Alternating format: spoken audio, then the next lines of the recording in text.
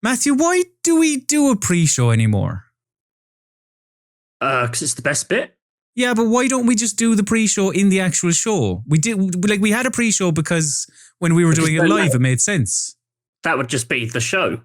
Well, yeah, but for it to be the pre-show, it has to happen before the show. But what if we said, you can do let's just call the pre-show small talk, bantery bit in the actual body of the program. Does that not make more sense? But I'm more casual and relaxed in the pre-show, and then I get my game face on. You'll see there's a big transformation between how I am now and how I am in the show. In the show, could you maybe, because you are an experienced man, would you be able to take that, the pre-show feeling and into the actual show, but then also transform before the eyes and the ears of the general public? Is that possible? I think you're experienced. You're a man of many talents. And we can give it a go. Let's try. Let's just see. Hello and welcome to the PC Gaming Weekspot.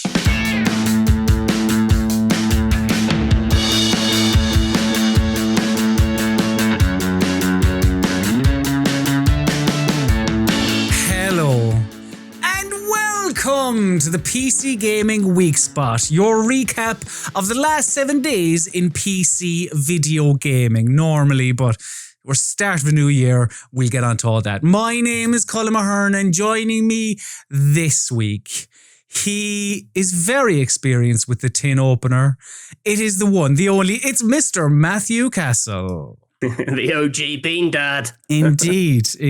I actually don't eat beans. You don't eat, but why is that? Go on, there's a story behind this. I don't really like foods that glisten too much. You're a matte finish. Matt Castle. That isn't actually my name. But I'm called Matt Castle because I like my foods to be matte. Okay. I'm actually called Steve. Well, there's a scoop for everyone listening and watching at home. Matthew, it's actually a nickname, not a first name. Something that other people will have noticed, those watching the PC Gaming Weekspot, they'll notice something a little bit different about your setup this week. I'm a bit fatter after Christmas. Well, we all are. That's okay. That doesn't need to be said. But there is something else, Matthew. Yeah, I've gone tuxless this week. It's my New Year's resolution. I'm just giving less of a fuck about things. Do you know what, Matthew? That is the best. That is a terrific way to go through life. I had a little discussion with myself over the Christmas break, and I thought the same. Yeah, just give a little less of a fuck. You don't still give a fuck, but maybe just tone it down a small bit. So I mean, that's okay. Truth is, I'm still trying to get it cleaned. It's really rank to wear that suit. It really honks because I've been wearing it for half a year. When was the last time you had it washed prior to the Weekspot? Was it washed pre-Weekspot? No. In fact, I think it's safe to say it has never been washed. Wow. And it was bought for a wedding at the start of 2019. Okay. So it's pretty foul. The magic of cinema, that's disguised. But I just need to clean it and save it for a special occasion. I was saving it for Spielberg. He let us down. His New Year's resolution is to follow his things he's committed to. Yes. And, we may try and get Stephen on later on this year. Who knows? But we've decided to let that lie for the moment because Greta was none too pleased with us. But Matthew, this is it's a new year, new us, etc., etc. As you said, we're all a bit fatter. So, we're all on the diets and all that other shite that people do in January. But we normally start off the show by having you open your little news gob because I normally have some information snacks for you. However, I don't this week because, everyone's been on holidays. You're so hungry, you fucker.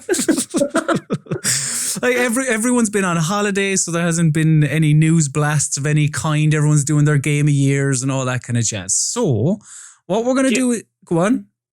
What I like about the Christmas break is that there's game news all the time. And Christmas break proves that it doesn't need to be that way, that we can actually survive without game news. Wouldn't it be great if that's what the rest of the year was like? Just really relaxed and quiet. It would be quite nice, yeah. Like nothing so important that it needs saying. Just like, not just in games, but just across the board. It's all part of my new giving less of a fuck ethos. I just think everything should be a bit more zen, switched off. Makes our jobs harder, but that's okay. I'll take that hit. Yeah, no, that would very much be nice. But because, very little has happened, we are instead going to look at what games are coming out in 2021 and having a nice little discussion.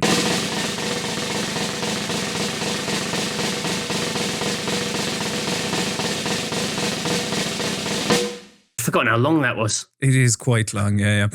So, yes, what we're going to do is look at the calendar for 2021 and, discuss what games are coming out throughout the year. Obviously, a lot of, we don't have a lot of release dates for a lot of the biggies.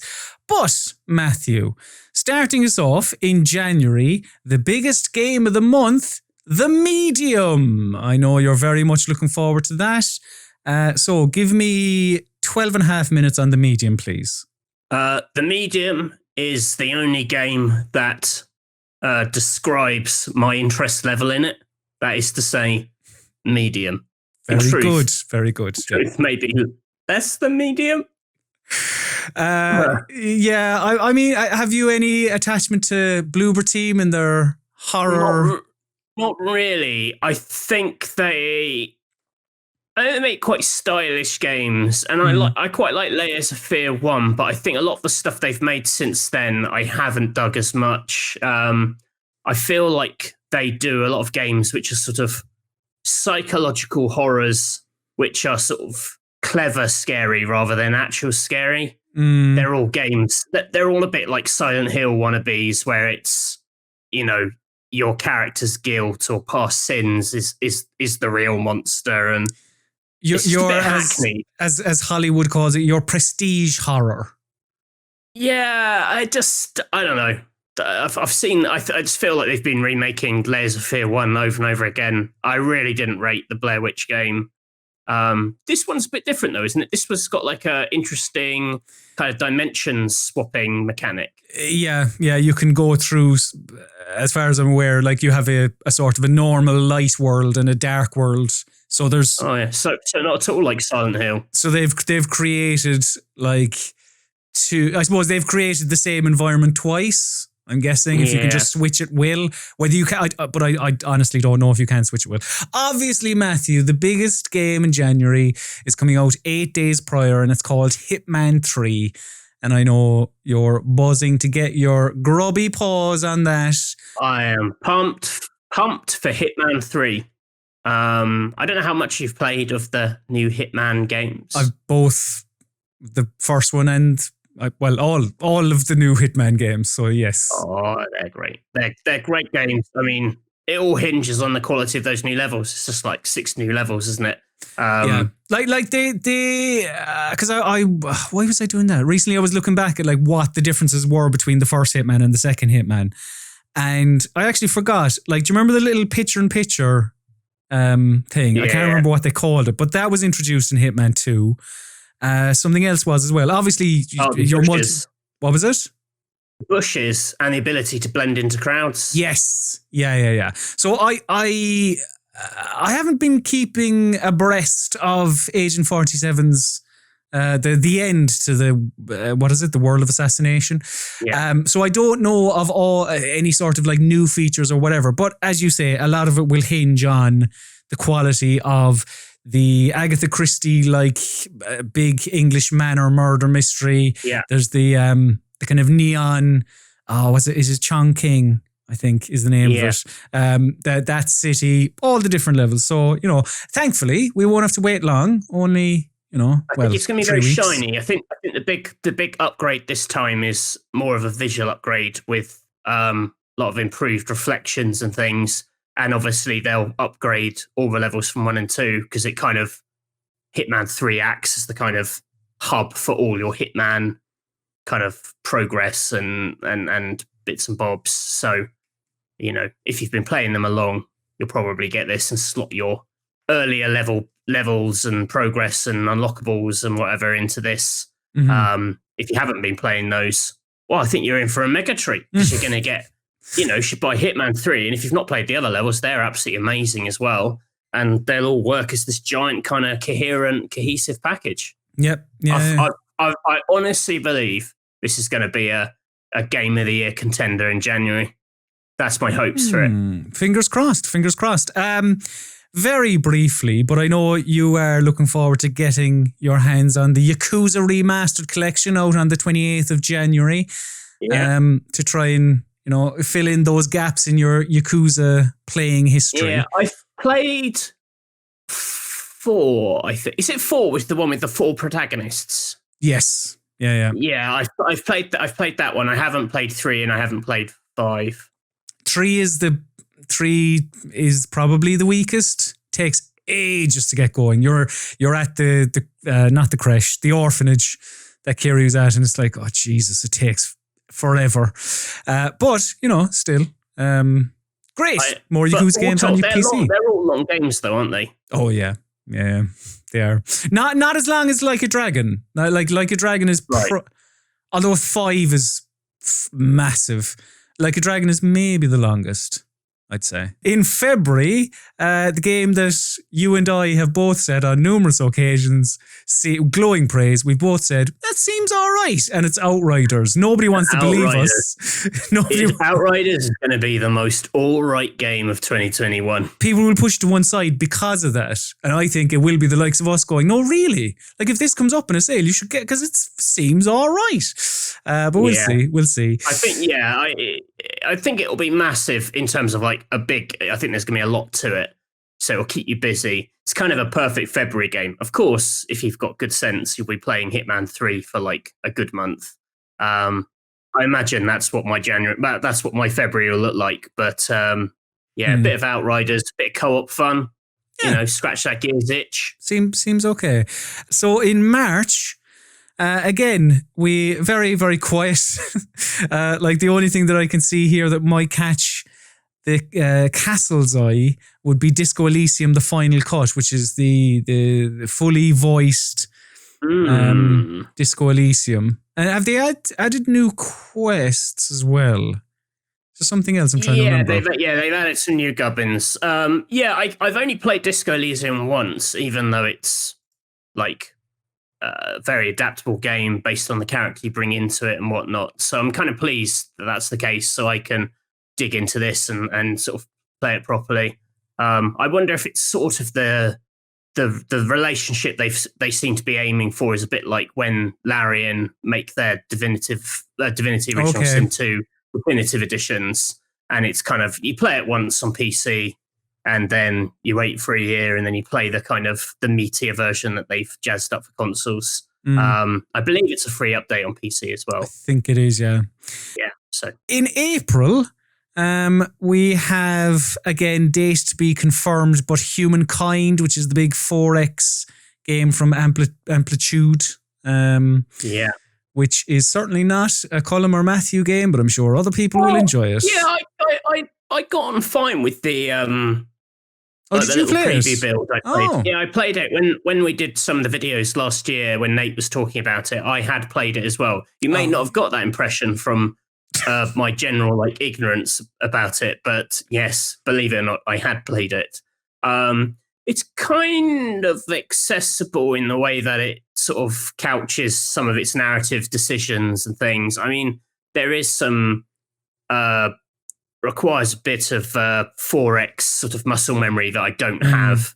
I muddled my way through a lot of it, but as a general idea of it's basically Civ, except every time you enter a new era, you kind of take on a different civilization. So your civilization is like a big melting pot of all these mad cultures from throughout history, and you can end up with all these really mad sort of bespoke combinations, or you can try and take like a very early civilization all the way through without ever kind of evolving it as you hit the new eras. I think it's I am interested in this one.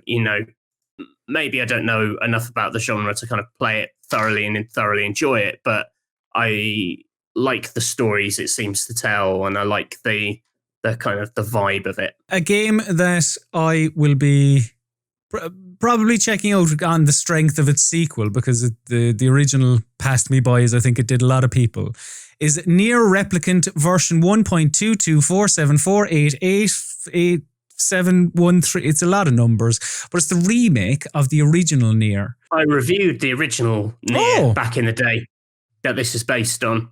I'm just trying to find my excellent quote. Oh, there you go. I gave it 65% in Xbox One 360, and my quote on Metacritic is quite easily the best not very good game we've played in a while. Interesting. So what can you remember why you thought it was the best not very good game? Yeah, because it, like the new Nier, it's kind of a bit of a sort of fascinating genre experiment. Like, it constantly mixes up things in the way that this does in the way that Automata did when you played the subsequent campaigns, and they were quite different, and it had a lot of like hidden surprises. This was sort of the same, but maybe a bit more immediately. So like the way it switched between kind of a hack and slasher and almost more of like a bullet hell game at times. It kind of crushed it in. I just didn't think it was quite as compelling a sort of world or story. It didn't have, the kind of the open world structure wasn't as interesting. I definitely think the sequel was a better game. This one they have changed quite substantially. Also, this is not. It's quite confusing because there was like a version that was only released of the original Nier in Japan, and a version that we got in the West. And this is based on the Japan version, where the character is different, and it's much more of a piece with Automata than the Western version was. I'd be interested to see if people reappraise this one. It feels like the original is a cult classic, and there are lots of people who say love it and say it's as good or whatever. But at the time, basically, you felt like you were reviewing that game in a bit of a bubble. Like, old Moonface wasn't as much of a PR presence, so it was just this strange game where you're like, oh, okay. Where I think now there's a bit more of a kind of culture around the whole game that people kind of buy into. So I'll be interested to see if this one is, as warmly received. If it is not a bad game, and if it's a very good game. Your sidekick is this like very sarcastic book that I thought was a bit like Alan Rickman. Oh, okay. That's what I remember anyway. In May, then, the biggest game we have is probably Deathloop, which is the new game from Arcane. I think a lot of people have seen the trailers and all the marketing that they've pushed out so far on this game, where you have your protagonist is trying to go through this Groundhog Day loop, and there is also another player on the map that is trying to hunt you down. Yeah, I think I'm interested in that multiplayer element of it. It's a sort of single player campaign where your antagonist can be played by a human player at times. Yeah. In June, then... You're not interested in Hood, Outlaws and Legends? Would you like to talk about Hood, Outlaws and Legends? No, I just keep seeing... I quite like the trailer. I quite like the look of it. It's got that... It looked a bit like... At first, when they first showed the trailers for it, because it's a focus game, I thought it was something to do with a Plague Tale. It's got that medieval... Okay. It's got very similar kind of like texture to it. But it's like a robbing game? Like of co-op, 4 players robbing stuff. I don't know. It sounded a bit like the Assassin's Creed co-op they did in Unity, You know, you like break in and you're all like, it's like stealth co-op. Might be interesting. I mean, May is very empty, so it is. I mean, a lot of the first half of the year is very empty. Like now at this point, but another game we do have a release date for is Back 4 Blood, which is a game we spoke very recently about when because we got a decent amount of gameplay at the Game Awards, and yeah, it's, you know, did you like Left 4 Dead? Then you're probably going to enjoy this because it looks very similar. I think I remember at the time, did you say that this looked more gruesome than Left 4 Dead? I thought it did, but that might just be I haven't played Left 4 Dead in a while, and it is as gruesome. I mean, by all accounts, people who played the beta or whatever it was over the Christmas holidays said, like, for all intents and purposes, it is just Left 4 Dead. Like, it really, really feels like it and moves like it. And, you know, it's got a few mad extra gimmicks, like the giant monsters or whatever, but it's, you know, they have added to it without jeopardizing the kind of the satisfying core of Left 4 Dead. Yeah, then we kind of move on to games where we either have quarters or we have no release date at all. Like one small game that I spoke about here before is 12 Minutes. Again, another time loop game. From a top-down standpoint, looks very story-driven. It's an Annapurna joint with Willem Dafoe. Who is it? Willem Dafoe. James McAvoy. McAvoy. And is it Daisy Ridley? It is Daisy Ridley, isn't it? Yeah, which is a crazy cast. Yeah, actually a game you've mentioned before is The Artful Escape, haven't you? I am very pumped for The Artful Escape, which is a sort of a 2D platformer about a musician trying to, I don't know if they're like trying to find their groove or they're basically trying to tap into their musical identity, but it's got this sort of mad, sort of slightly psychedelic or kind of prog rock kind of feel to it. Like it looks like those kind of album covers. It's very sort of surreal imagery. It's a platformer, but when you jump, you like play a guitar and the music kind of synchronizes with the soundtrack and sound effects in game. And you have these sort of like, not guitar battles, but you kind of communicate with these strange creatures using your guitar with this like call and answer thing. I played a demo of this about 3 or 4 years ago at E3, and it was absolutely brilliant. And I was really excited to play more. And then it like vanished off the face of the earth. Was meant to be 2020. I think was slightly delayed. So I'm hoping it's going to be early 2021. But I love games where like the music synchronized with your actions, particularly this sort of big, mad rock opera kind of vibe this is going for. I think this could be really spectacular, actually. Like you, yeah. If you can like mold the mechanics in with the music, I'm like, yeah, I'm on board. I'll definitely give it a look. I will always be interested in whatever supermassive games do, and that is down to the strength of Until Dawn. I've been burned twice now, once with Man of Medan and then with Little Hope. But House of Ashes does intrigue me, which is the third game in their Dark Pictures anthology. And it intrigues me because it's set during, I'm just trying to look it up here now again, just to make sure I get it right. It's set during the war in Iraq, or it's set at the end of the war in Iraq. You can probably guess there will be probably some sort of PTSD involved, and maybe that's where the monsters come from. I don't know. But it is quite a heavy topic for them to tackle, and one that they haven't. So I'm intrigued by that. One of the bigger games, I suppose, coming out this year will be Far Cry 6. You like Far Cry, don't you? I love Far Cry, Matthew. I really, really do. It's like, look, like the majority of the games, a series that I enjoy, be it like a Metal Gear Solid or it's Sonic the Hedgehog or whatever, I get the complaints that people have, and it's like, yeah, you're dead right. You're totally right about a lot of the complaints you have. However, I'm a sucker for the charismatic villain, and who better than Gus Fring? You know, Giancarlo Esposito. He can get a couple of tips off of his Better Call Saul cast member Michael Mando. I think it'll probably be really good, and I will probably really enjoy it, because I think the core loop of Far Cry is very much enjoyable, you know, be it your missions, you know, go to an outpost, kill everyone, leave, or be it just hunting 4 rhinos for a better wallet. Like, I quite enjoy that. But I do recognize that it needs to be freshened up a little bit.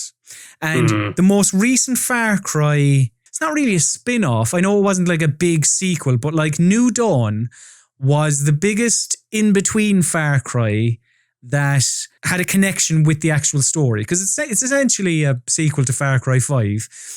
And what they did with New Dawn that I thought was sort of like, yeah, this is probably where the Far Cry series should be going, is like incorporate more of that supernatural element, which is entirely what, you know, you could double jump in Far Cry New Dawn.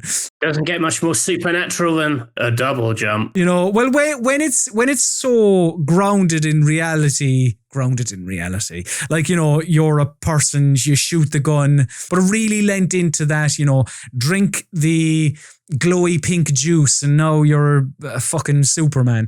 Like, from everything they've shown of Far Cry 6, and everything they've shown has been, I think, 2 cinematic trailers. It doesn't look like it's going to go down that route. I think it looks a bit more serious to me. Yeah. Like the you know, dictator type. Yeah, while it has like the big villain, you know, the kind of the kind of wacky cult stuff, and the, you know, pagan men were quite kind of, you know, wild. Well, this seems a bit more grounded in a reality, you know, dictators of little sort of, yeah. It's basically meant to be like Cuba, isn't it? I think it's the sort of vibe it seems to be going for. You know, and there are angry people out in the street. I think the fact that it's going to have like quite a big urban area for a Far Cry game, bit of urban combat, a bit more like guerrilla warfare. I don't know. I'd be interested to see how they marry that to the kind of wild and wacky, I'm being attacked by an eagle kind of stuff. That, and like your... I mean, every open world game does this, I suppose, doesn't it? But like a lot of your side characters in Far Cry as well are a bit wild and wacky. So I don't know. Yeah. We'll see. Do you remember those Batman games that were announced, Matthew? Gotham Knights and the Suicide Squad one. So Gotham... Well, they're different games. Well, no, they are different games, but I was just going to say, are the 2 of them meant to be out next year? Gotham Knights is... Suicide Squad's the 2022 game. Gotham Knights is the one that looks more like it's Arkham in tone. But you can play as like either Nightwing, Batgirl, Robin, or Red Hood. Are you up for another Arkham type game? It's been a while. I think it's got like a bit of Arkham vibe. They've kind of gone down the sort of action RPG route a bit more. So I think it's going to be maybe a bit more mechanically closer in tone to like the modern Assassin's Creeds. Like characters have levels above their heads, and you've got levels. It looks like there's going to be some stats stuff in it. It looks like a game that was probably conceived when Destiny was at its height of its power, and everyone was doing these kind of RPG-like games. So are you saying we're looking at another Marvel's Avengers, perhaps? No, I imagine it'll be a lot simpler and cleaner than that. I think the fact that it's only 2-player co-op and very story-driven, like I think it is still going to be like a big story campaign, but that you can have a friend drop in and play it that way, where I think Avengers is a lot more like the Destiny model. This isn't an online game. This is an action game with advanced co-op in the same way that Outriders is, actually. Yeah. Is the read I get. But yeah, I like the characters. I like Gotham. I like Batman villains. I imagine this will be good. Like, they're usually very, very polished, aren't they? You know. Yes. Well, actually, in saying that, was it Arkham Knight? What was the Arkham? There was a disaster on PC. Yes, yeah. PC port, but I don't think they can let that happen. Like, you rarely let that happen twice. But yeah, I'd be up for that one. I feel like we may have skipped Ghostwire Tokyo. Oh, I apologize. Yeah, for the listener at home, we're looking at an alphabetical list on this website called Wikipedia.org. It's quite handy, actually. You should check it out. But yes, it's more advanced and sophisticated than that. Ghostwire Tokyo. Tango Gameworks, who made The Evil Within 1 and 2. This is Shinji Mikami's lot. What I'm quite interested in this one is, I don't know if you saw before Christmas, do you see those excellent Mikami interviews on YouTube? No, I didn't. So there's a sort of a YouTube channel called, I don't know if it's Archipel or Archipel, probably Archipel, Archipel, and they interview like Japanese developers. I think they're a little documentary squad out in Tokyo, and they did this 2-parter interview, probably like each part's like half an hour long. And it's just a big sit down with Mikami career retrospective. Absolutely brilliant. Like, just to hear him talk about like Resident Evil and all that stuff, and, you know, God Hand and all this, that, and the other. But the interesting thing about Ghostwire Tokyo is, like, he says, you know, this is the first game where like my team kind of brought the idea to me. This isn't like a Mikami game. You know, I didn't devise it, but I love this idea. And it's this idea that like the next generation of kind of horror game makers that he's trained up have kind of come up with this, and he's sort of helping it sort of see it to fruition. Cause it was, do you remember it's that quite charismatic developer who appeared at the Bethesda conference? Yeah. It was her game. She's left Tango since then. Does that not worry you a little? No, not really. I mean, if it was reasonably far along, I mean, no, because I think it was like a co-project between her and another chap, and he's still there and is kind of the director of it. I believe is the how it works. But it's this strange like first-person ghost-busting game in Tokyo where instead of guns, you're sort of doing sort of hand gestures to sort of fire like magics. You know, like when ninjas do that. Stuff. It's that. It's always good. But yeah, very much looking forward to that. It looks good. But apparently, like, not an out-and-out horror game. They call it an action-adventure. Interesting, because, trailer trailer-wise, you go, well, this is clearly a horror. It's quite colourful, though. It's quite colourful spooks. You know, they, like, got, like, they're hitting you with umbrellas and stuff. It looks like it might have a little sense of humour about itself. It just doesn't look like anything else. You know, and the setting of it, I actually think the kind of the version of Tokyo they've got really does remind me of like Yakuza in that it's like very detailed. You know, it's got like the convenience stores and the little bars down alleys, except there are these mad ghosts and things. I think it could like really lean into that stuff, be really good fun. I got high hopes for that. And you know what? Like, it's something new, which I think it's even we spoke about like at the Spotty Awards episode. Like, give us more new things, please. But that seems to be, that's like quite a Bethesda thing. Like, a lot of the Bethesda studios make new games. I know they've got obviously your Doom and your Elder Scrolls and all that, but like Arcane, Tango Gameworks, they've both made original games. More of that.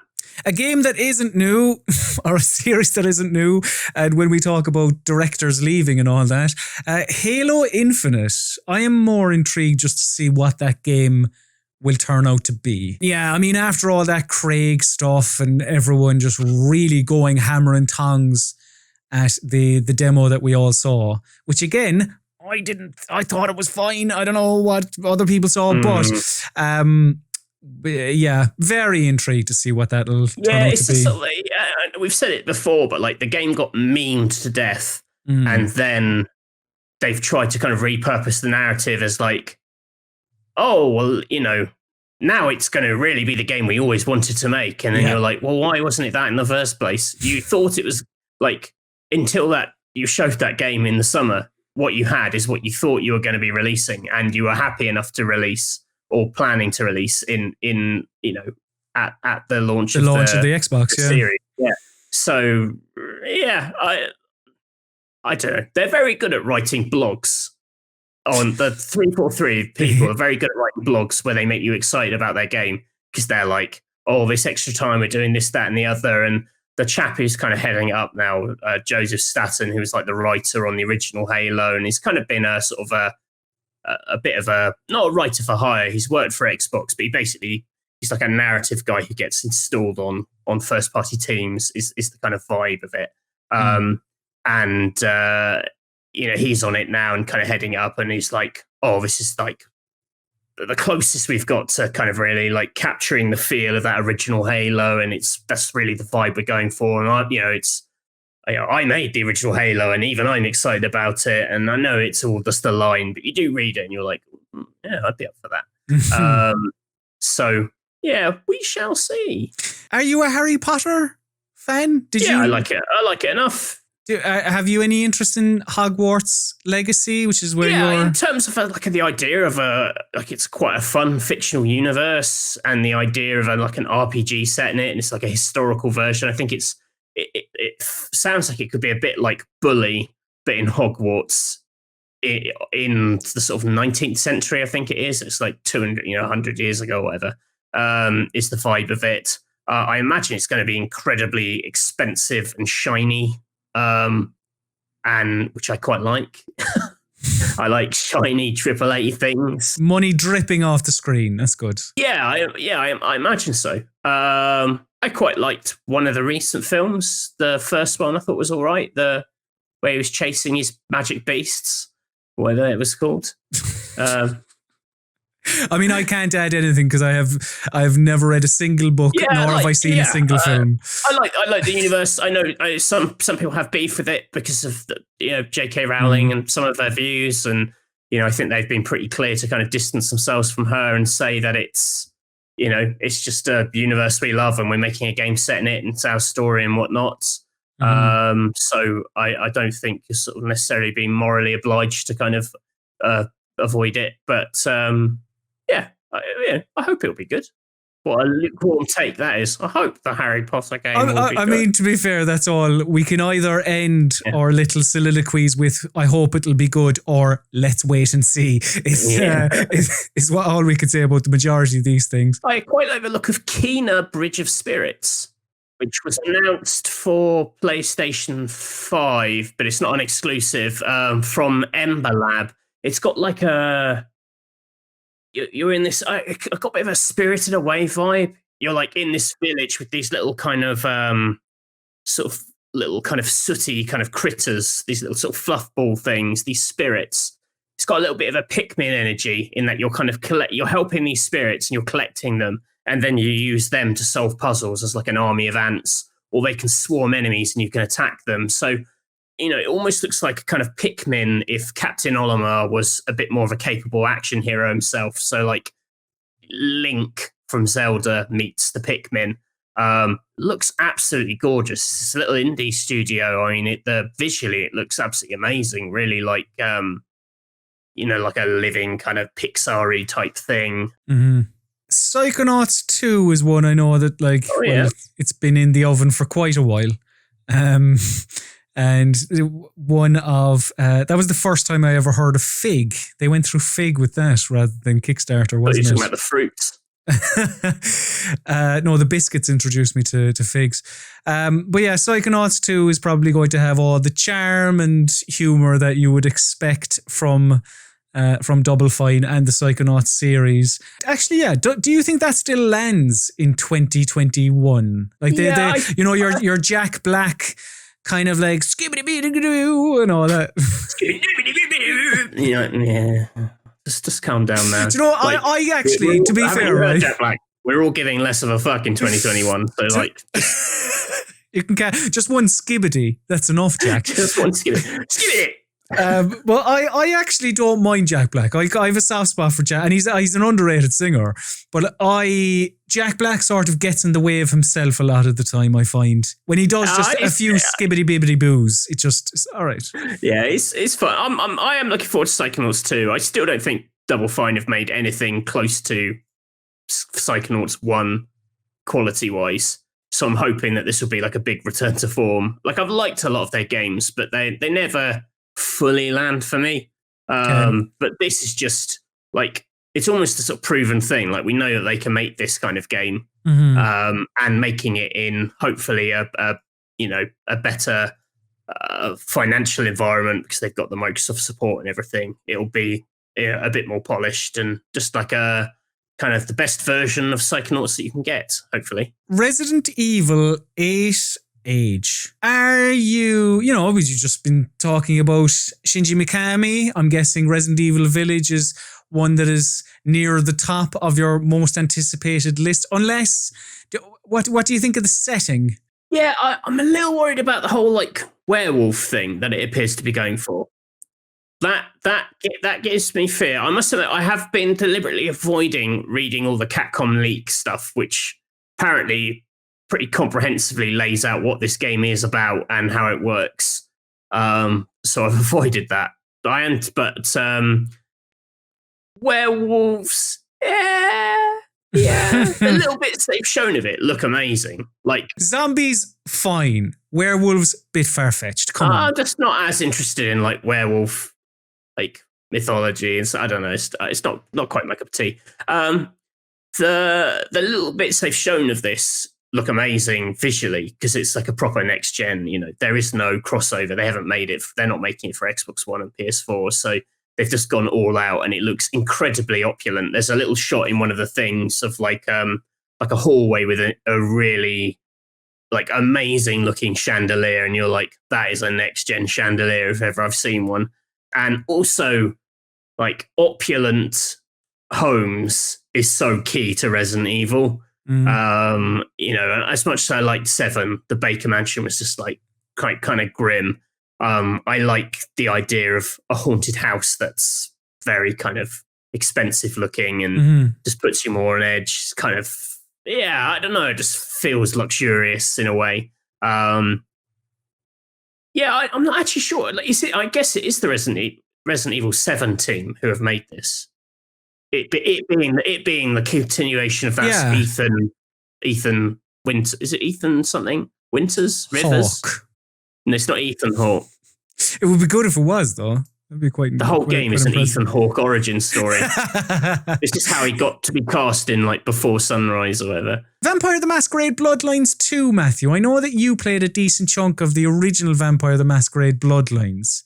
Obviously, the development of Bloodlines 2 has been, it's kind of sad, really, because the whole, story of Bloodlines 1 is this quite great RPG, but released in quite a sorry state.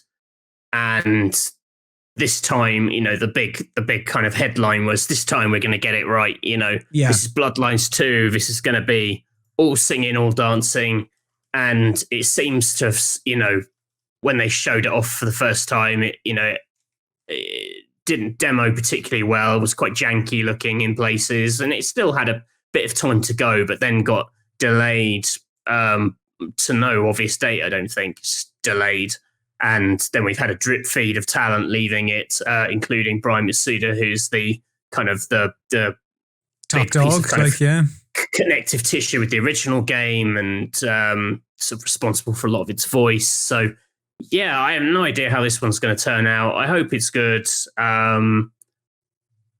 Just because I like these kind of games, and it'd be a shame if all that hard work kind of got scuppered at the final hurdle again. We've skipped Sherlock Holmes Chapter 1. We have. I like Sherlock Holmes. I quite like the Frogware Sherlock Holmes games. The is Crimes and Punishments. Yep. The second to last one, I think, is quite an underrated little detective game. It's got some really nice ideas. I think they've never delivered an absolute knockout punch. Like they're kind of always sort of guilty pleasures. But this is like the origin story. This is like young Sherlock Holmes. So it should be full of spunk.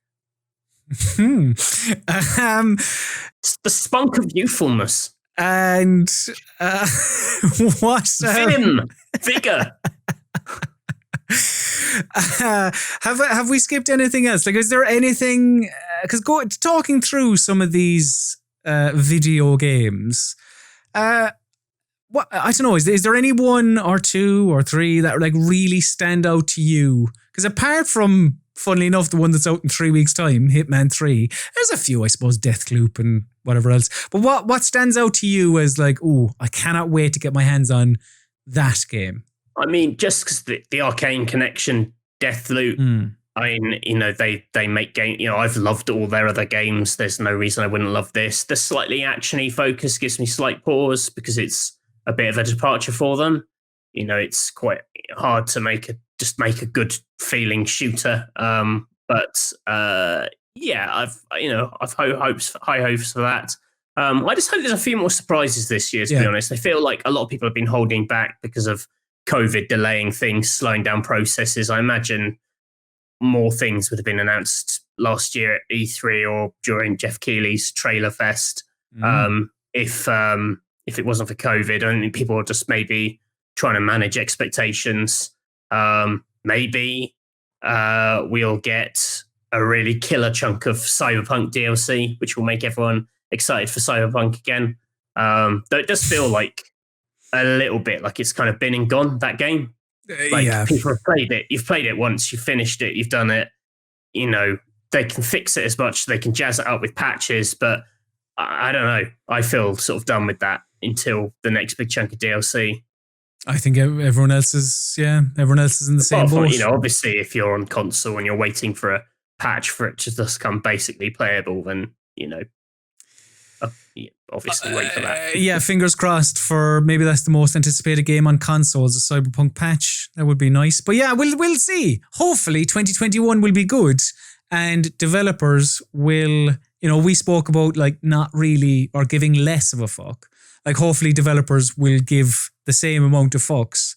But like within a crunch-free environment. Fingers crossed. Show and tell.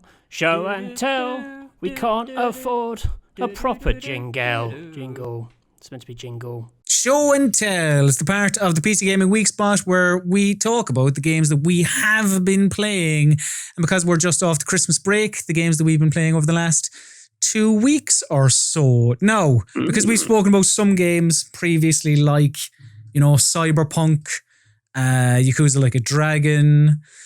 Like I finished both those games over the Christmas break, and what do you make of Cyberpunk? Yeah, like Cyberpunk 2077, it's all right. People who are going hell for leather on it, it's like, nah, calm down. It's not a bad game.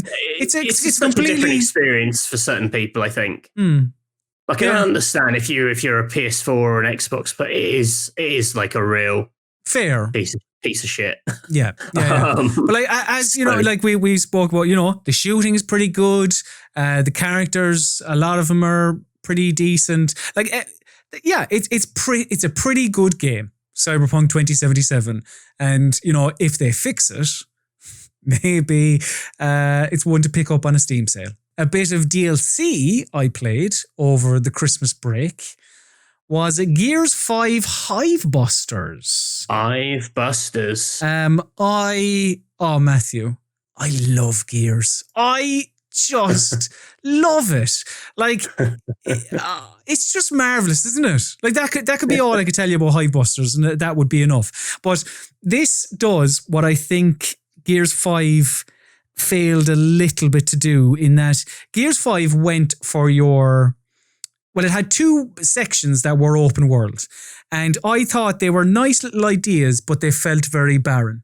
I didn't think they fleshed it out. And, you know, you had your, what was it called? Your little skiff. You could drive around this environment and, you know, that was nice. It looked nice because Gears is, I think, actually an underrated game when it comes to how it looks.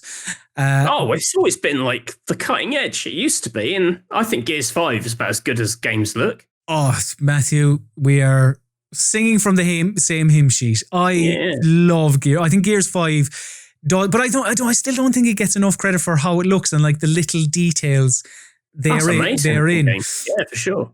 But with Hivebusters, what they've done is they've, you know, stripped out any sort of open world and just gone for a 2.5-3 hour linear campaign where you play as, what are they called? Scorpio Squad, which is 3 characters that were introduced in the Escape mode, which was the multiplayer that they introduced in Gears 5. And these characters are, I mean, you know, in 2.5, 3 hours, you're not going to, the weight of their ending, they're like, you know, we are a family ending. It's not going to stick the landing as much as your time with, say, Delta Squad. But like at the same time, I wouldn't be against seeing these characters pop up in Gears in the future. Like whether it be, I'm not saying you have to put Kate Diaz's story to one side, but like, I wouldn't be against them popping up later.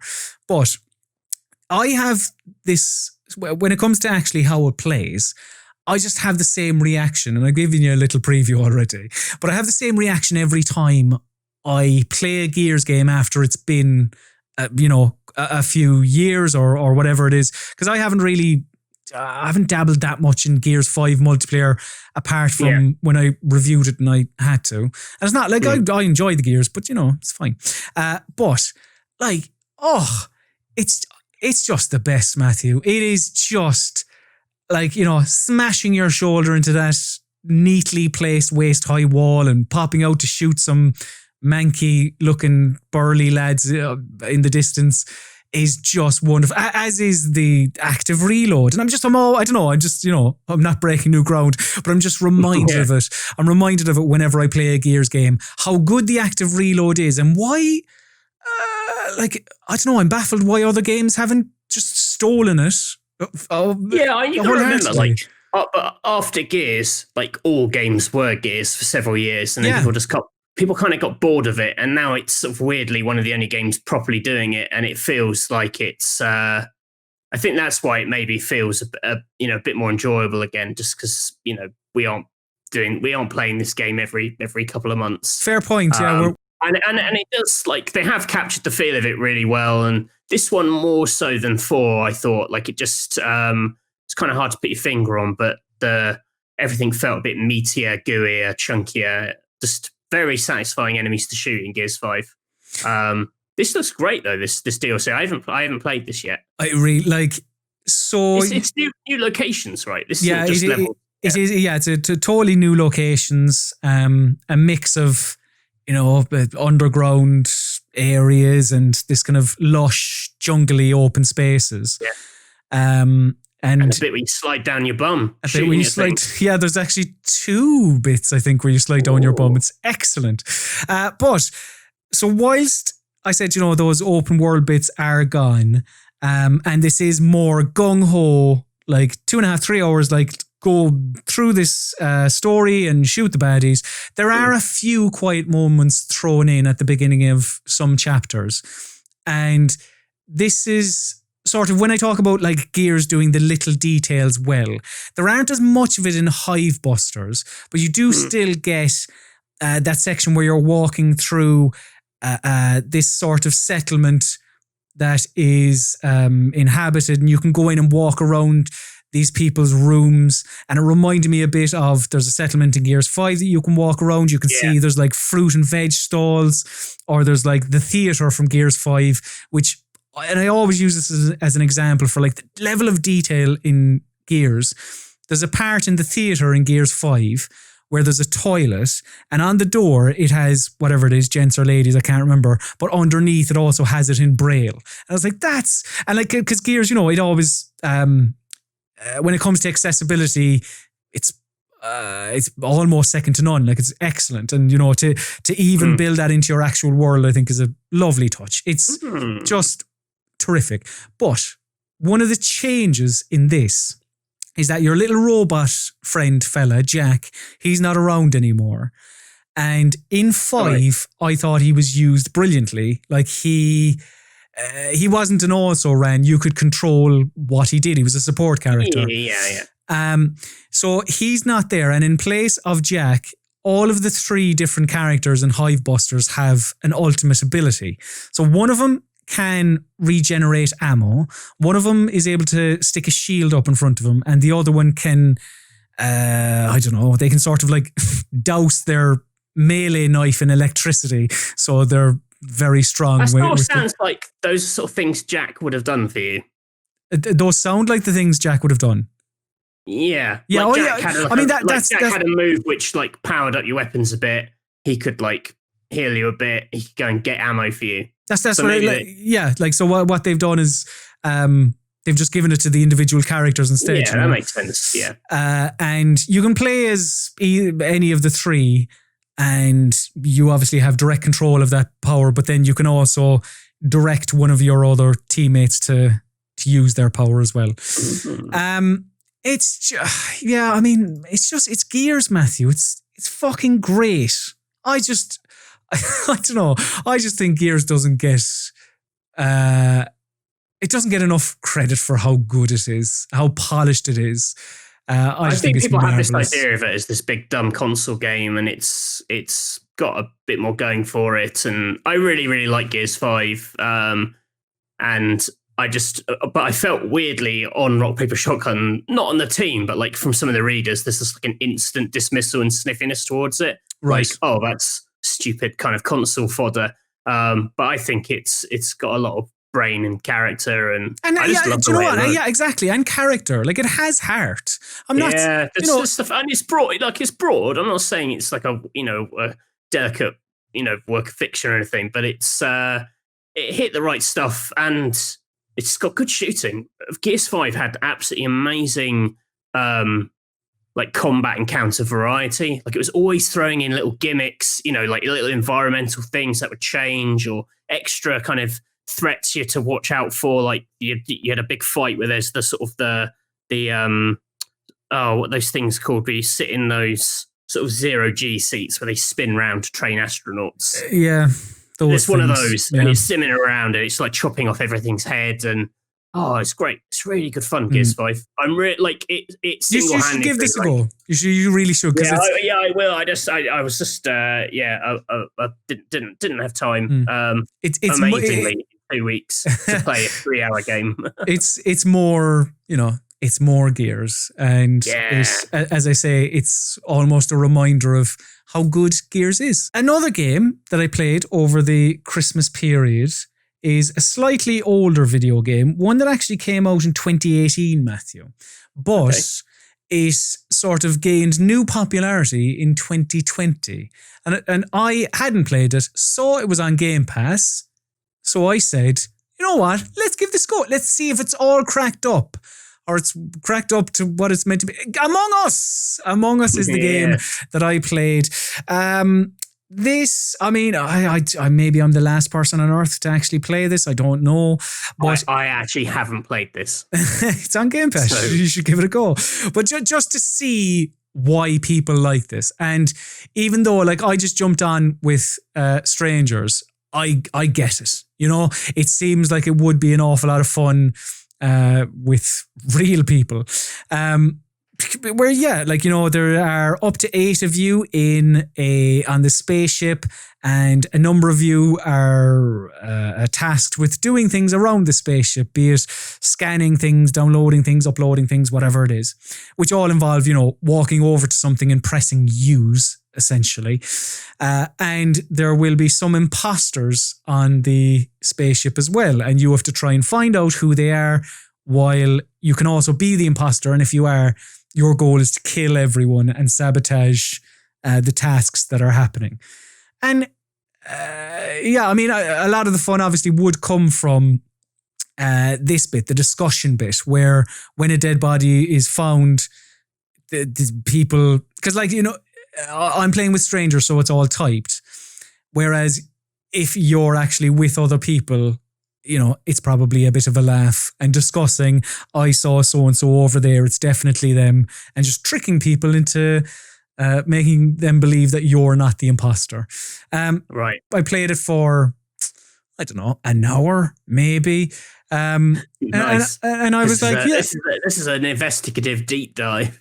well, see, the thing is, like, it's not for me. It's not for me, but... So it didn't immediately grip you? Because when you get a phenomenon game like this, you assume it has to deliver the goods every time, or at least like the first time you play it has to be so good that you keep on playing. You don't build those kind of numbers from something which takes a long time to like bed in, I don't think. But that's, I suppose... like I can understand why somebody would really enjoy this. again, I think a lot of the you get killed a lot in this footage. Yeah, I do. I do some killing as well in the footage when I'm playing as the imposter. But it is, I suppose it's sold on the strength as well of you teaming up with your pals. And, as I say, getting them to trust you when you are the imposter or, fishing out. It's do you know what, Matthew? It's a detective game, basically. Yeah. But one where you're playing with friends or strangers rather than AI. Is it key to play with people you know? Is that when it comes alive? That's probably when it comes alive, yeah. I would imagine. Like most, what's the horror thing? Phasmophobia. Although, to be fair, I played Phasmophobia with people I knew, and I was like, oh, this is pretty shit, isn't it? Like, whereas with this, I got it a bit more, Right. I've played, the kind of the whatever board games, card games that are kind of the inspiration behind this. You kind of your werewolf and your secret Hitler and all that stuff. So. Yeah. So Among Us, it's all right, and if you really like it, I get it. So cool, Great. Cool, I guess. That's nice. That's us down with the kids. So thanks for taking care of that. Yeah, we can tick Among Us off the list.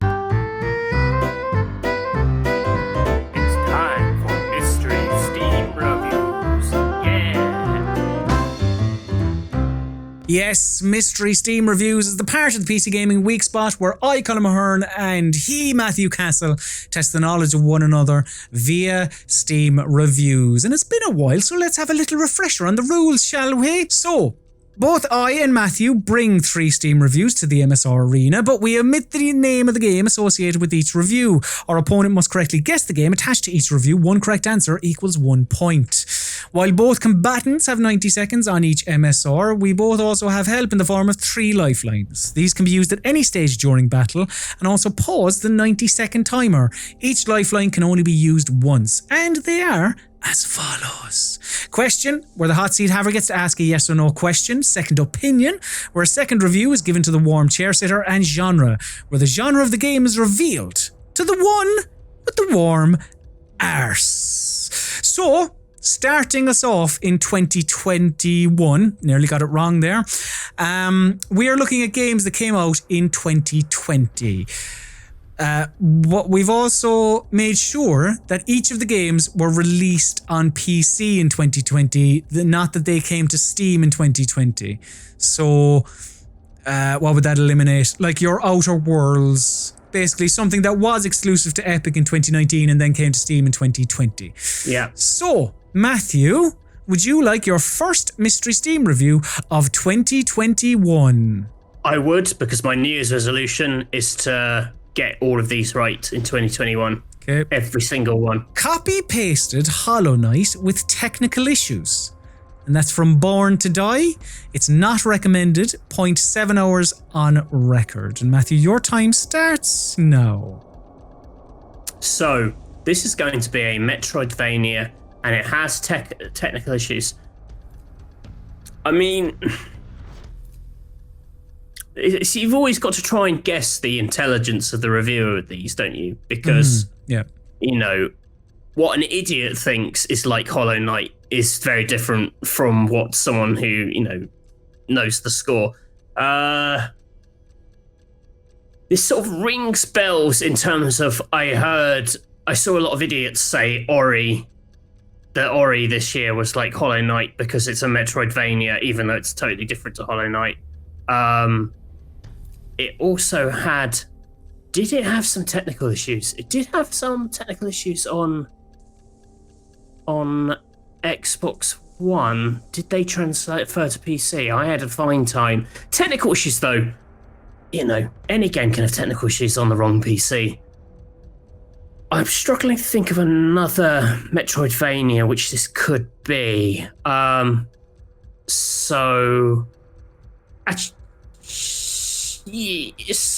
gonna say it's Ori and the Will of the Wisps. Is that your final answer? That's my final answer. Oh, great. Is it because you just pressed the failure sound? Is that a spoiler? So, Matthew, you correctly identified that this was indeed a Metroidvania, obviously acknowledging the fact that Hollow Knight was mentioned. You said that Ori and the Will of the Wisps was had some technical issues on Xbox, but did those translate to the personal computer? Matthew Castle, I can tell you that Ori and the Will of the Wisps is the right answer. The New Year's resolution. I'm telling Well done. 1 for 1. I know my other resolution is to give less of a fuck about stuff, but that doesn't include Mystery Steam reviews, which I give a huge fuck about. That is the one area that you have actually increased the fucks given. Well, it's the only bit of competition in my life, so I need to do well. The rest of the time, I mean, I guess I'm competing with being asleep, getting out of bed in the morning. That's basically it. That's a very sad image of my life. Matthew, could I have my first Mystery Steam review, please? People out here making family trees. Meanwhile, I'm here making a family circle. No name. Recommended. 129 hours on record. 101.8 at the time of review. Time starts now. Family trees. What's a family circle about?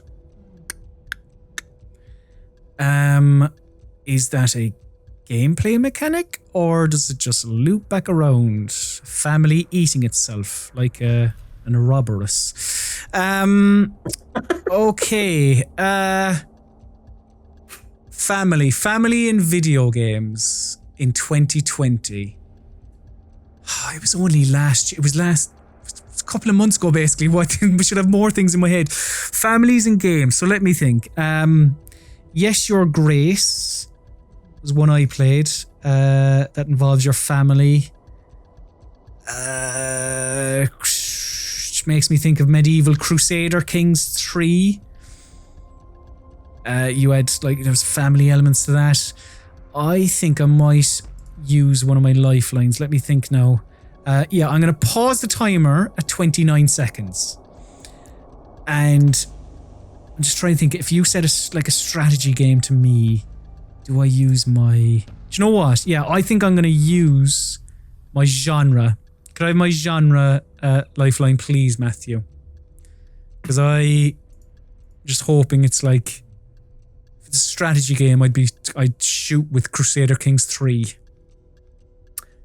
This game, Wikipedia describes as a role-playing game and grand strategy game. Crusader Kings 3. Would you like to ask me if that's my final answer, Chris? Is that your final answer? That is indeed my final answer. So, you thought this may be related to medieval times? Because of families? Because of course they only had families in medieval times. Correct. You then used your clue to hear that it was a role-playing game, which caused a crease in your forehead, but also a grand strategy game, which led you to selecting Crusader Kings. But is it Crusader Kings 3? The correct answer is Crusader Kings 3! Yes. The clue for that, incidentally, the backup review was, finally I can see my lineage of inbreds in 3D. I'm glad... I think it's family circle because it's incest. Right. Yep, that makes sense. I'm glad we're 2 for 2 so far, because by right, this should be a high-scoring Mystery Steam reviews. Given that again... We are experts on 2020. Matthew, lived it, man. We lived it. Matthew, would you like your second Mystery Steam review? I'd like my second review. More like Into the Bin, and that's from Rumble.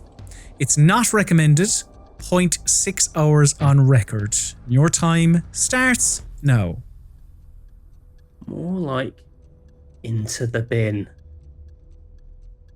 That sounds like it's going to be a riff on it, like it's actually onto the end. and someone hated it. If it is, I feel terrible for them because I like that game. More like Into the Bin. More like Into the Bin. Into the Breach. No, that wasn't unto. Is it Unto the End? Unto. Hit me up with the second review. Okay, we're going to pause there at 53 seconds. You want the second opinion, right? Okay, so the second opinion for this game, more like Into the Bin, is XCOM, but the aliens are Italian. And your timer restarts now. Well, it's not Unto the End. Because that's not like XCOM Chimera Squad? Into the Bin. That wouldn't make any sense. XCOM Chimera Squad? More like Into the Bin. That doesn't work. XCOM...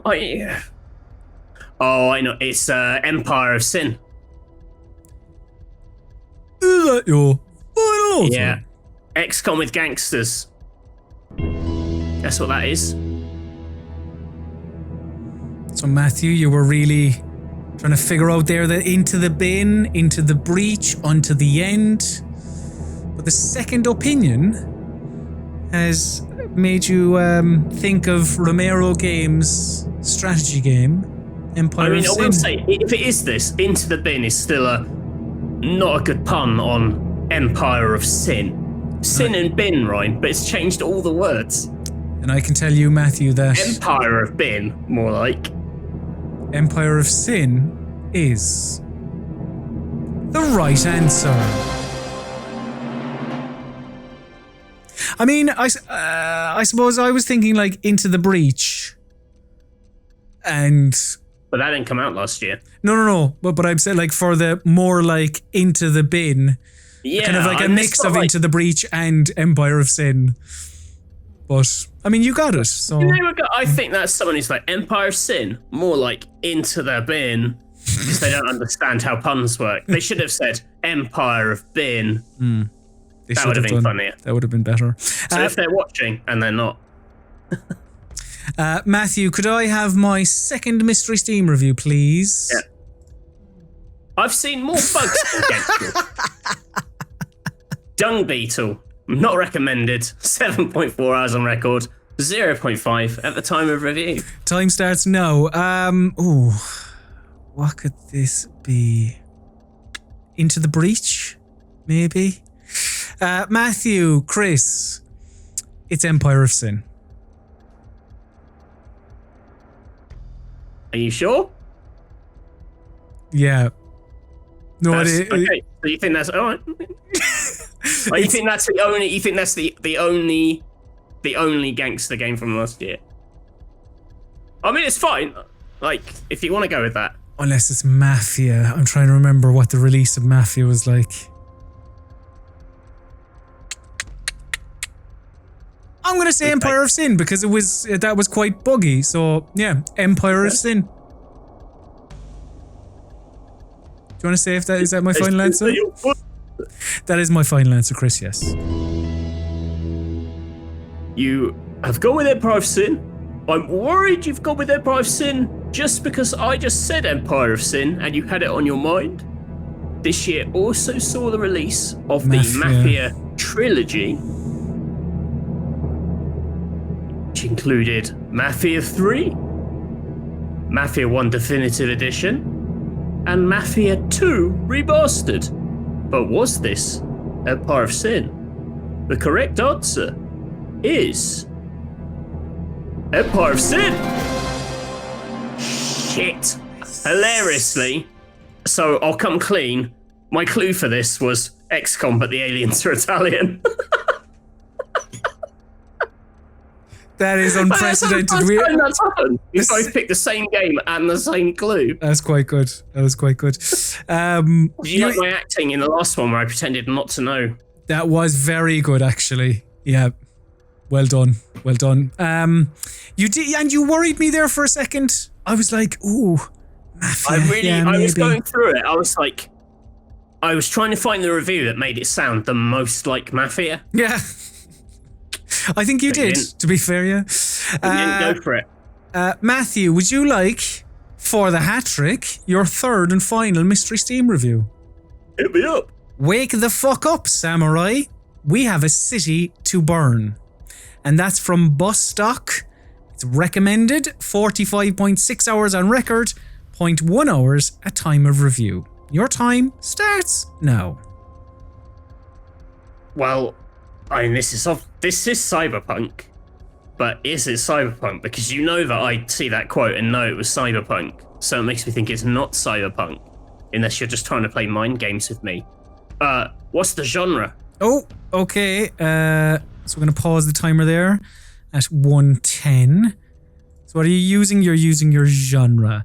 The genre of this video game, according to wikipedia.org, is an action role-playing video game. You also have a question if you would like to use it. I can't ask, is it Cyberpunk?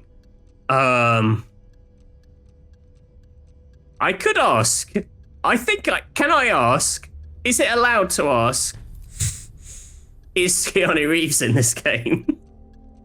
I mean, I suppose you are allowed to ask that question, yeah. So we're going to use your question lifeline. Is Keanu Reeves in this game?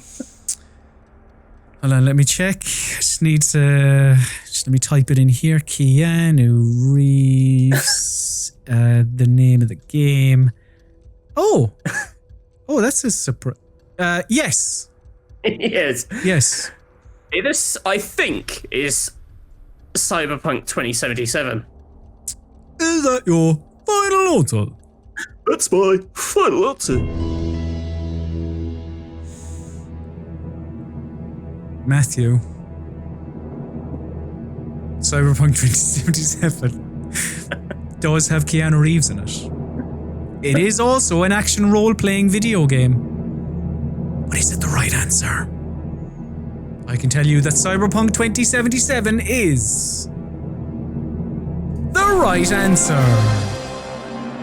Nice. You tried tricking me, but it Well didn't done. work. Well done. Well done. Because of the New Year's resolution. 3 for 3 every week, baby. Right, well, I'm up against it here for the draw. Matthew Castle, could I have my third and final Mystery Steam review, please? Now that's a lot of damage.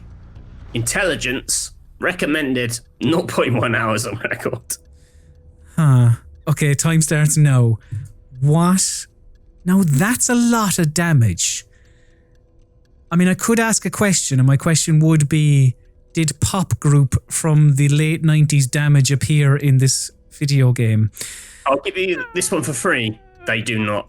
Unless it's a really hidden Easter egg. Okay, I'm going to pause the timer at 1:09, and I am going to ask for the second opinion, Matthew, please. I genuinely haven't a clue what this could be. Every kid wanted to be Bob the Builder. Now I am badass Bob and destroy the whole world. It's fun, and you can just destroy anything.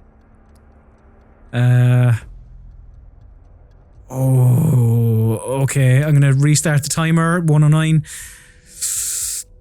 A builder that destroys everything. All I have is Watch Dogs Legion in my head, but that is obviously on Uplay, or whatever they're calling it now, Ubisoft Connect.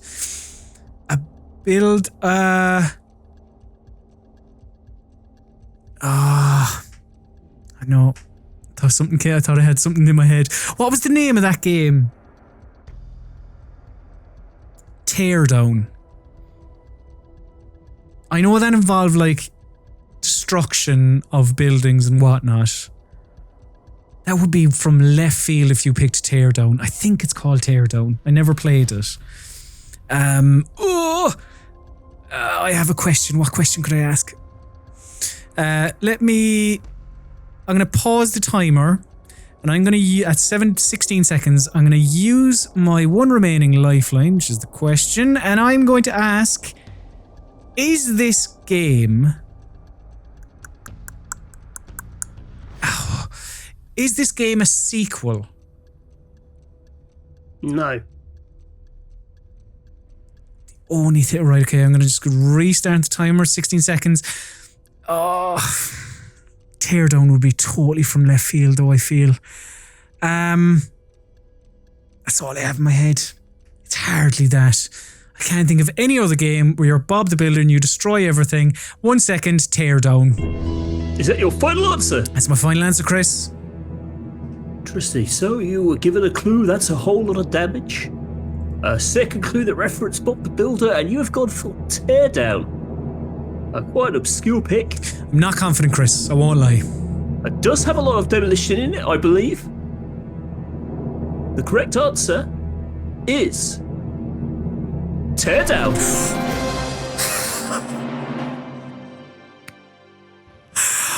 Oh! Bravo, sir. Oh, you sneaky little sausage. I didn't. That was from left field. I'm delighted with that. I thought you'd done a teardown thing on the channel with Graham. No. Right. So I tried picking things that we'd done or covered in some way. very happy with that. All right. Look, both of us, 3 for 3. We're very good on games that came out a couple of months ago. My New Year's resolution is so powerful, it has bled into you and given you that power too. Let's see if we can keep this up next week. Although, if we pick a different, older games, I have a feeling it won't pan out quite as well.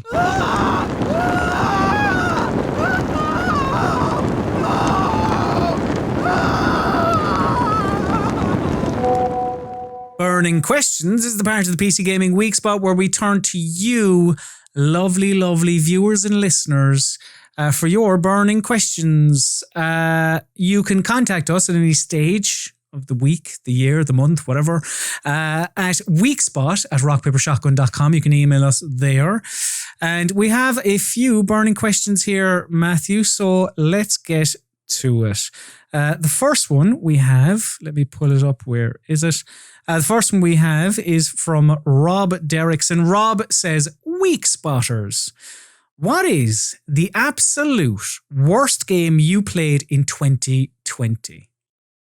Not most disappointing, worst. Just straight up, this is shite. Oh man, I wish I'd prepared an answer for this now. Well, while you're thinking... What's yours? While you're thinking, I will tell you that probably the worst game I played in 2020 was Fast and Furious Crossroads. Right. And I knew going into it was going to be bad, but like, I'm a firm believer in you should try, if you have the time and the means and the money and so on and so forth, you should try and experience things that aren't great in whatever your the medium you like is. So like, you know, if you like games, try and play some bad games. If you like film, try and watch some bad films. Because then it makes you appreciate when something good actually does come along. Fast and Furious Crossroads is terrible. It looks bad. It's the vehicle controls are janky. It's just, you know, the voice acting is poor. It's a bad game. It's a bad game. Matthew, have you any, again, not the most disappointed you were in a video game, but the one where you were just like, oh, this is... And it's a bit of a cop-out. There wasn't really anything I was looking forward to playing that ended up being truly terrible.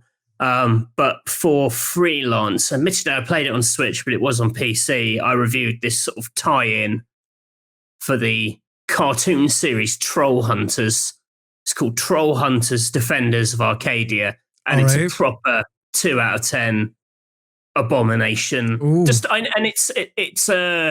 just a really shitty side-scrolling character platformer, but so budget, so cynically made to get parents whose kids like the show to buy it, and it's just absolute junk. And like, I'm a believer that, you know, all games have some merit, or just getting it, you know, I realize getting anything made ever is hard and you overcome hurdles, whatever. But that was just like absolute garbage. I'd say a 1 out of 10 for like, it actually broke my hardware in some way. It didn't do that, but it's about as abysmal and charmless as a game can be, Troll Hunters, Defenders of Arcadia, it can truly go fuck itself. You got two classics you can play, boys and girls. Daniel Lopez got in touch. Wonderful show, kids. I look forward to these. It's got positive reviews on Steam. I've just looked it up. Really? Troll Hunters. You reminded me a bit of a game from a couple of years ago. It was called Troll and I, which was also bad. I don't know if it's just a thing that games with troll in the name. But Daniel says, wonderful show, kids. I look forward to these every week. I'll throw a few questions out there to see if any of them resonate. Daniel, triple dipping. First of all, what was your first video game crush? Not who, but what? What does that mean? Well, take however you want it to mean. Well, like you can take it as who if you like. Who? I don't really fancy video game stuff. I guess in my formative years, when such things were more of a concern, what you were dealing with was a bit more abstract. It was, I was playing like GoldenEye, a lot. So it's not like, oh man, Boris, I don't know. I'm not really drawn to video game characters, and I've never fancied a game. I mean, if I take it as what was your first video game crush, I could say something like, the T-Rex in the PlayStation demo disc was quite well rendered, and I thought it looked very pretty. You weren't in love with it. I mean, that is true.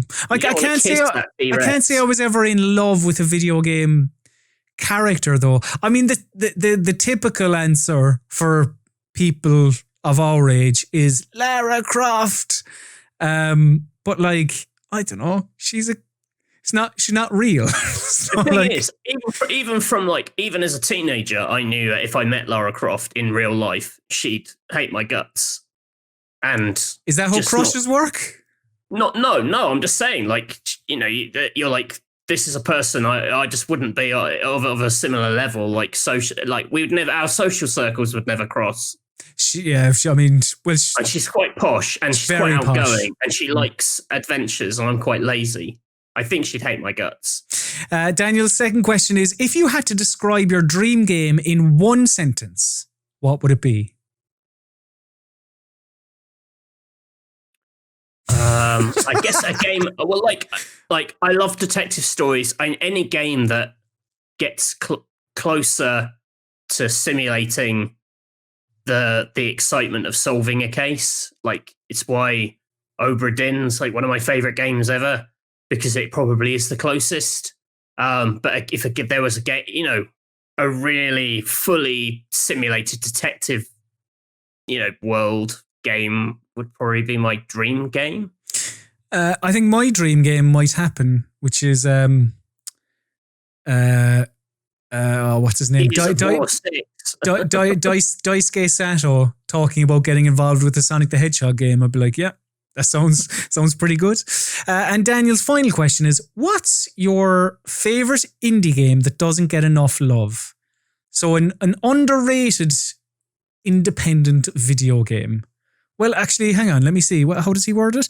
Your favorite indie game, that doesn't get enough love. So I don't know whether that's from critics or from the general public, but recently, I really liked Dandy Dungeon, which is it was a mobile game. It came to PC where you kind of go through little mazes.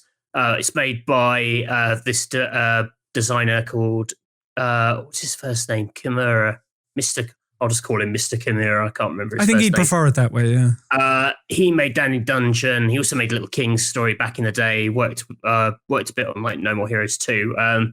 He's really weird, idiosyncratic, great sense of humor. It's a game about a little man, a video game developer who leaves his job in a studio to make indie games. And as he makes his little RPG, you play it on his computer, and elements from his real life he pulls in. So the bosses and things are the boss of the evil games company he used to work for, and he's constantly trying to sort of daydreaming about all these sort of women he'd like to sort of attract, and so he puts them in as heroines in the game. It's really, really good, critically quite acclaimed, but no one ever seems to talk about it or play it. Dandy Dungeon. I mean, yeah, that's kind of your indie game that doesn't get enough love can be. I suppose you can take it either way, whether it's from the general public or critically. Likes it, as far as I can tell, based on the reviews. So I'm just trying to think an indie game that I quite liked and maybe either general public or critically. I don't know, Line Light. Do you remember that? That was all right. It was a little line puzzle video game. It's fine. And our final question comes from LSP and her beans, or Lisp and her beans. Hi guys, loving the show. I've recently played We the Revolution and was really enjoying it until the last chapter when it shit the bed. My question is, have you ever played a game you really enjoyed but the ending soured the whole experience? Has that ever happened to you, Matthew? You've really enjoyed, 10, 11, 12 hours and then it just, the ending for whatever reason has made you go, oh, this is not good at all. I've never had it like so much so it made me hate the whole game. I really, I hate the ending of Metal Gear Rising. Okay. Like you don't like the politician parroting Donald Trump quotes, no? That boss fight is so shit, and that game is like a great action game. The last couple of levels in it are stinkers. Like they just have no structure to them. It just becomes like a little boss rush. It loses the whole kind of appeal of like you finally built up this skill set playing the rest of the game, and then you have nowhere to express it apart from not very good boss fight. That last one, and it's such a like a meme thing as well with all the nano machines, son, and all that stuff. And you're like, that game totally shits the bed at the end. Not enough that I would say I hate the whole thing. I still really like it when it's good, but considering most Platinum games are brilliant at ending, I'd say like they always save their most spectacular, mad bullshit for the end. That's the one time for me it really didn't land. Hated that boss as well. Just terrible. Like you, I'm struggling to think of a game that has made me sour on the entire game at the ending. Because, like, the Mass Effect 2, the Mass Effect 2 boss at the end is also bad, but like Mass Effect 2 is phenomenal. The suicide mission is pretty good. The suicide mission is good, yeah. But the Terminator boss is bad. I mean, the Mass Effect 3, just because it's in my head now, the Mass Effect 3 ending, etc., etc. But again, like, it didn't sour me on the whole thing. The ending of Metro Exodus isn't great, considering it has these, like, the first few, like, big levels are these, it sort of does this sort of open worldy kind of exploration. And then the very final stretch of the game is very linear, like back in the tunnels again. And it's fine, like thematically it makes sense. But like considering the excitement and the strength of that game was the kind of freedom it added to suddenly kind of go back. And it feels quite hasty on the end as well. Didn't spoil it. I love that game. But it's another game where not just the last boss fight, but the final stretch of it is a little bad. Not PC game. That last boss fight in Uncharted 2, that's crap as well. Where he eats the blue tree, blue sap. Oh my god, that game is so good. It just keeps escalating and escalating. Yeah. And then it's got the most hackneyed ending ever, which is like a mad bald bloke with a grenade launcher and you're running around a tree. Oh, awful. That's terrible. Yeah. They're actually, I'd argue actually Naughty Dog and again, I know it's not PC, but like not many of their games, the best bit is rarely at the very, very end, I'd say. I mean, the most recent one, as well, I'd agree. But that's because the ending of it went on for 6 hours. Uncharted tend to have bad boss fights, and The Last of Us, they end on quite slow slog bits. I wasn't actually mad about the ending of Red Dead Redemption 1. Okay. I didn't really like the low key ending because I felt again like I'd amassed all this stuff, and then it was like, hey, you want to do some farming for an hour and a half? And I know it's got like an emotional payoff, but I felt like it was making me do something very, very boring for the sake of its clever story, which I didn't like. I'm not a big fan of games that hit you with a, let's have a little at the end. And, it's like you fight a big boss and it's like, now here's 2 hours of emotions for you. And I'm like, yeah, just end with a fucking bang. All games end with Bowser being chucked into a fucking sun like in Mario Galaxy. And we will end with a bang as well. But yes, if you want to get in touch with us, email us at any stage throughout the week, weekspot@rockpapersshotgun.com. But now it is time for us to bid all of you lovely people adieu. But if you enjoyed this episode of the PC Gaming Weekspot, there are a number of things you can do to get more of myself and Matthew. You can follow us on social media. I am at Colm_Ahern. Matthew is at Mr. Basil_Pesto. If you want to talk to some like-minded people, head over to Discord, discord.gg/rockpapershotgun. Also, if you're watching the video version of the PC Gaming Weekspot, you can like, comment, subscribe, and ring the bell over on our YouTube channel, youtube.com/rockpapershot. But if you want the audio version, subscribe to the PC Gaming Weekspot podcast via all your podcatching apps, Stitcher, Apple Podcasts, Spotify, TuneIn, etc., etc. But for all of your PC gaming needs, head to rockpapershotgun.com. And yeah, that's the end of the start of the PC Gaming Weekspot, the era where we are still going to give a fuck, but just personally slightly less of a fuck. Don't get burned out, people. There's my Springer's thought for this week. But now it is time to bid the listener, the viewer, the consumer adieu. So say goodbye, Matthew Castle. Goodbye. And say goodbye, Colm Ahern, Sloan Guffaw.